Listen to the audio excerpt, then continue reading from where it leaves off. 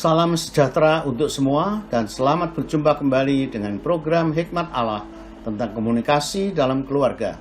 Kita sampai kepada episode yang ke-11 tentang hambatan lain di dalam berkomunikasi, yaitu perbedaan usia. Namun sebelumnya, kalau berkenan, silakan like and share dan subscribe untuk dapat serial berikutnya. Perbedaan usia. Komunikasi suami istri yang jauh berbeda usianya, apalagi kalau sang suami yang lebih muda, membutuhkan keterampilan lebih. Juga kepada bayi, anak-anak, madya, remaja, pemuda, dan orang dewasa, serta para lanjut usia, tentu membutuhkan cara-cara pendekatan yang berbeda, karena kebutuhan, kemampuan, dan sifat mereka pun berbeda. Kali ini kita akan lanjutkan perbedaan usia terhadap pemuda, orang dewasa, suami istri, dan usia lanjut. Pemuda, secara fisik tubuhnya tumbuh sempurna sebagai pria atau wanita. Sudah matang dan subur. Secara mental, ia belajar secara intensif untuk menentukan karirnya kelak. Saat untuk mencari pekerjaan dan mendapatkan nafkah hidupnya. Secara emosional, ia bisa lebih dalam menjalin hubungan dengan teman-teman dan tentunya juga dengan pacar secara resmi dan siap untuk menikah. Secara moral, ia bukan saja bertanggung jawab terhadap dirinya, tapi bisa membina perkembangan moral orang lain. Misalnya dalam mengajar sekolah minggu atau memimpin renungan dalam persekutuan gereja. Secara rohani, ia belajar mengasihi dan memperhatikan orang lain. Bahkan bisa menghargai orang yang berbeda pendapat dengannya dan berbeda agama sekalipun. Sangat produktif untuk terlibat dalam membangun kerajaan Allah. Kepada orang dewasa. Secara fisik, orang dewasa cenderung kelebihan berat badan dan mulai bingung soal diet. Secara mental, ia sedang hebat-hebatnya menggunakan keahliannya dalam pekerjaan, dalam keluarga, dan dalam masyarakat. Masih mampu untuk melanjutkan studi ke jenjang pasca sarjana. Secara emosional, ia merasa lebih mengasihi dan dikasihi mitranya. Tetapi sebaliknya, ia bisa menghadapi berbagai masalah dalam keluarga. Secara moral, ia bisa mengambil tanggung jawab yang lebih luas. Misalnya dalam yayasan-yayasan atau lembaga sosial lainnya, bahkan yang bersifat internasional. Secara rohani, ia sudah mampu untuk mengintegrasikan imannya dalam kehidupan dan lingkungan hidupnya.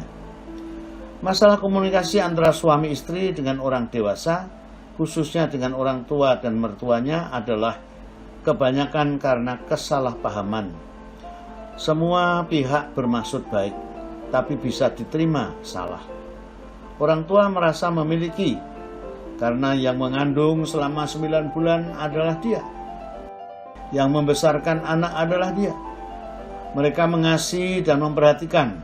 Misalnya banyak dalam memberi nasihat, masih suka mengirim sesuatu, termasuk memperhatikan cucu-cucu mereka. Namun di pihak lain, biasanya menantu itu bisa dianggap berlebihan dan turut campur urusan rumah tangga orang lain. Padahal mereka ingin membuktikan diri bahwa mereka bisa mandiri. Dan bukankah setelah menikah, anak mereka sudah menjadi miliknya? Ada suami yang akhirnya minta bercerai karena sudah cukup lama menikah, tetapi istrinya belum juga hamil. Ternyata itu adalah atas saran ibu mertua, agar anaknya ikut program keluarga berencana, karena melihat tempat tinggal dan pekerjaan mereka belum mapan dan menetap. Maksud mama mertua baik, tetapi salahnya si istri tidak memberitahu dan tanpa seizin suami. Banyak kasus yang lain lagi, entah soal makanan atau soal pembantu rumah tangga dan sebagainya. Maka Allah sebagai perencana dan pencipta keluarga sudah mengantisipasinya dalam Kejadian pasal 2 ayat 24 sebagai berikut. Sebab itu seorang laki-laki akan meninggalkan ayahnya dan ibunya dan bersatu dengan istrinya, sehingga keduanya menjadi satu daging. Prinsip pemisahan ini lebih dari masalah lokasi, yaitu urusan rumah tangga yang dicampuri. Mereka harus membatasi diri, bijaksana agar tidak menimbulkan konflik. Sebaliknya, melatih kemandirian untuk dewasa adalah perlu bagi pasangan mereka itu, dan bahkan bisa menimbulkan rasa kangen kalau saling beranjang sana nanti. Betapa bijaksananya Allah kita tinggal menaatinya, bukan? Kepada usia lanjut, orang usia lanjut secara fisik, kesehatan dan kekuatannya menurun, sering sakit-sakitan dan kadang menjalani operasi. Secara mental ia sudah banyak makan asam garam, bertahun-tahun dan mempunyai kebijaksanaan yang dalam. Tetapi karena ketuaannya, kemampuannya untuk mengerti, mempertimbangkan dan mengingat mulai menurun, harus realistis. Secara emosional, ia lebih komunikatif dengan orang tua sebaya. Hal inilah yang kadang menimbulkan konflik dalam rumah tangga, sehingga ada orang tua yang minta ditaruh saja di panti werda. Kalau yang muda tidak mencoba untuk memahami keadaan dan memperhatikannya, maka mereka bisa merasa disingkirkan atau merasa tidak berguna. Secara moral, orang tua masih berani bertindak, misalnya masih mau bekerja, berani hidup menyendiri daripada dianggap merepotkan anak cucu. Secara rohani, ia bisa mengalami ketakutan menghadapi hidup di seberang sana.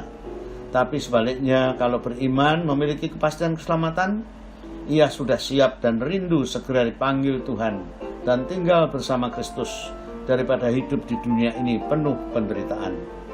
Rasul Paulus pun mengalami hal yang seperti itu. Dia ungkapkan dalam Filipi pasal 1 ayat 22-24 demikian.